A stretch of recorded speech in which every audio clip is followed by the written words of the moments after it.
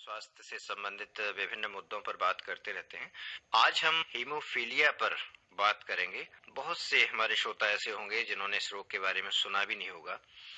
तो हीमोफीलिया क्या होता है, क्या इसके लक्षण होते हैं और कारण क्या बनते हैं, इसका ट्रीटमेंट क्या रहता है, ये सब बहुत ज़रूरी है हम सबका जानना। इसके लिए हमने एक परिचर्चा का आयोजन किया है अपने स्टूडियो में और एक पैनल है हमारे साथ डॉक्टर्स का। डॉक्टर सुधीर अत्री जी हैं। आप वरिष्ठ प्रोफेसर हैं मेडिसिन और हेमाटोलॉजी विभाग पीजीआईएमएस रोहतक से। डॉक्टर अलका यादव जी हमारे साथ, प्रोफेसर हैं बाल रोग विभाग और नोडल अधिकारी हैं हेमोफीलिया पर पीजीआईएमएस रोहतक में। श्रीमान आशुतोष शर्मा जी हमारे साथ हैं। आप प्रधान हैं हेमोफीलिया सोसाइटी जींद के।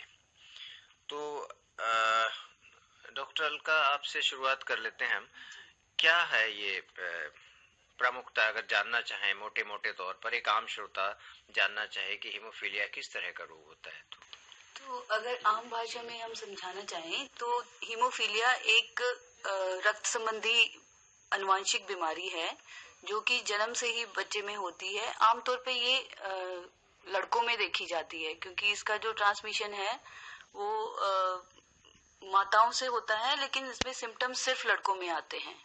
तो शुरुआती दौर में जब चलना शुरू करता है या जब बच्चा खड़ा होता है तो उस दौरान पे कोई भी चोट लगने के बाद बच्चे के अंदर खून नहीं रुकता है। तो ये सबसे शुरुआती सिम्टम्स नजर आता है जिसके बेस पे हम ये बीमारी का शक महसूस करते हैं, खासतौर पे अगर परिवार में किसी और मरीज को भी इस तरह की बीमारी है तो, क्योंकि 30 से 40% मरीजों में ये बीमारी परिवार में किसी न किसी मरीज को होती है जी। बाकी मरीजों में ये बीमारी पहली बार ही उस मरीज में दिखाई देती है और इसके शुरुआती लक्षण यही होते हैं कि जब भी चोट लगती है तो हमारा जो खून रुकना होता है वो टाइम से नहीं हो पाता है।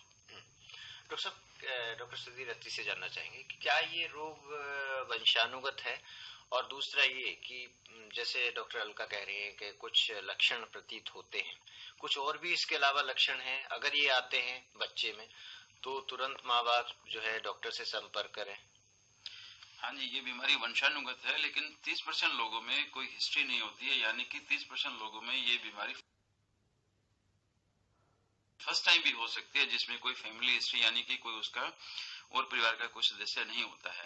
लेकिन 70% लोगों में तो हमारी इसमें कोई हिस्ट्री मिलती है, जैसे उसका मामा हो गया या और कोई मेंबर हो गया उसमें है। लेकिन ये बीमारी वंशानुगत है। एक बार बीमारी जिस भी उसको होती है तो उससे ये बीमारी फैमिली में ट्रांसमिट होती है। लेकिन जैसा डॉक्टर अलका ने भी बताया कि इसमें आमतौर पर जो मेल है ना, यानी कि जो पुरुष है वही उनको ये बीमारी पकड़ती है, यानी कि सिम्टम्स पुरुष में ही आते हैं क्योंकि उसमें सिर्फ एक एक्स क्रोमोसोम होता है, जबकि महिलाओं में 2 एक्स क्रोमोसोम होने की वजह से वो महिलाएं सिर्फ इसका आमतौर पर वो कैरियर ही होती हैं। और जैसे सिम्टम्स बताया डॉक्टर अलका ने कि इस बीमारी का मुख्य लक्षण है कि चोट लगने में जो रक्तस्राव है बहुत लंबे टाइम तक रहता है, और अगर सीवियर हीमोफीलिया है तो उसमें बगैर चोट के भी अपने आप ही इंटरनल ब्लीडिंग हो जाती है। आमतौर पर बच्चों में इन जो शुरू के 6 महीने हैं, क्योंकि बच्चा वो माँ की गोद में रहता है, वो प्रोटेक्टेड रहता है, तो 6 महीने के बाद जब बच्चा गुल्लियां चलने लगता है तो फर्स्ट टाइम उसका लक्षण तब महसूस होता है जब उसके जो घुटने गुल्लियां चलने से कहीं न कहीं माइनर इंजरी से उसके घुटने सूज जाते हैं। लेकिन मुस्लिम पॉपुलेशन में जैसे कि खतना करते हैं जन्म के बाद, खतना जरूरी होता है, तो उसमें ही पता लग जाता है जब खतने के दौरान अगर रक्तस्राव ज्यादा लंबे समय तक चलता रहता है तो ये हीमोफीलिया का संकेत होता है जी। डॉक्टर साहब, आपने ये जो इंटरनल ब्लीडिंग की बात की, हाँ जी, तो ये तो फिर पता लगाना बहुत मुश्किल है कि इंटरनल ब्लीडिंग का जो मुख्य कारण है ना, खासकर ज्वाइंट अगर जोड़ सूज जाए वो इंटरनल ब्लीडिंग का एक इंडिकेशन होता है। सिर्फ एक ही चीज है जो जिसको पहचानने में मुश्किल होती है, वो है इंटरनल ब्लीडिंग इन ब्रेन। लेकिन उसका भी लक्षण होता है अगर बच्चे को एक ही दम कुछ भी ना हो और एकदम बेहोश हो जाए बच्चा या दौरे आने लग जाए, तो उसका मतलब है हमें सोच लेना चाहिए कि उसके कहीं ना कहीं दिमाग में ब्लीडिंग हुई है और उसका तुरंत हमें डॉक्टर से संपर्क करना चाहिए और उसका सीटी स्कैन से पता लग सकता है कि इसके ब्लीडिंग हुई है या नहीं हुई है। आशुतोष शर्मा जी, आप प्रधान हैं, अपने हेमोफीलिया सोसाइटी बनाई हुई है जी। तो किस किस तरह की समस्याएं आती हैं, बल्कि आप भी बहुत सारे लक्षणों से वाकिफ हो गए होंगे, कैसे संपर्क में जैसे ही बच्चा आता है, मरीज आता है, तो क्या उसके लिए आप करते हैं? मोस्टली हमारे पास जो पेशेंट आते हैं वो सिम्टोमेटिक यानी कि कुछ बीमारी ब्लू कलर के डॉट्स लेकर आते हैं, या पैर वगैरह उनका सूज जाता है और पेन किलर से उनको आराम नहीं होता, तब वो हमारे पास आते हैं कि काफी दिनों से बच्चे को ब्लीड हो रहा है दांत में या कहीं और चोट के कारण से वो बंद नहीं हो रहा, तो ये क्या हो सकता है। तब हम उनको बताते हैं कि आपको हीमोफीलिया डॉक्टर के जो विशेषज्ञ हैं उनसे संपर्क करना चाहिए, और ये आपकी जांच के बाद पता चलेगा कि आपको क्या रोग है। तुरंत हम उनको हॉस्पिटल ले जाते हैं, अपने नोडल ऑफिसर से मिलवाते हैं, और फिर रोहतक पीजीआई से हम उनका टेस्ट करवाते हैं। टेस्ट कराने के बाद जब हमें पता चल जाता है कि इसको हीमोफीलिया बी है या ए है, तुरंत फिर उसके बाद हम उसको फैक्टर इन्फ्यूजन देते हैं, और उससे मरीज को फिर आराम आने लग जाता है। जी डॉक्टर अलका, ये आशुतोष जी कह रहे हैं ए और बी, तो कितनी टाइप होती है? आप तो बाल रोग विशेषज्ञ हैं, और बच्चों में किस उम्र से ये लक्षण पता लग जाए? देखो, लक्षण पहले प्रश्न का जवाब मैं देती हूँ कि दो किस्म का आमतौर पर हीमोफीलिया कहा जाता है, जिसको हम हीमोफीलिया ए और हीमोफीलिया बी कहते हैं। इनका जो फर्क है वो ये है कि एक जो हीमोफीलिया ए है उसमें फैक्टर 8 एक किस्म का प्रोटीन होता है जो रक्त में होता है, जो रक्त को जमाने में मदद करता है, उसकी कमी होती है, और जो कि सबसे ज्यादा कॉमनली पाया जाता है। जो 80% हीमोफीलिया के मरीज हैं वो हीमोफीलिया ए के होते हैं।